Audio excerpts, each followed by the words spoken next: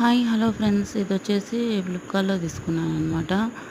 ఒక కుర్తీ, దాని unboxing video share చేస్తున్నాను. ఇది వచ్చేసి స్ట్రైట్ కట్ అనమాట. ఇది ఎల్లో కలర్ తీసుకున్నా. దీనికి మొత్తము నెక్ పార్ట్ దగ్గర అయితే మనకు థ్రెడ్ వర్క్ వస్తుంది వైట్ కలర్లో. యూ షేప్ వచ్చి మధ్యలో ఇట్లా వీ లాగా వచ్చేసింది అనమాట. నెక్ వచ్చేసి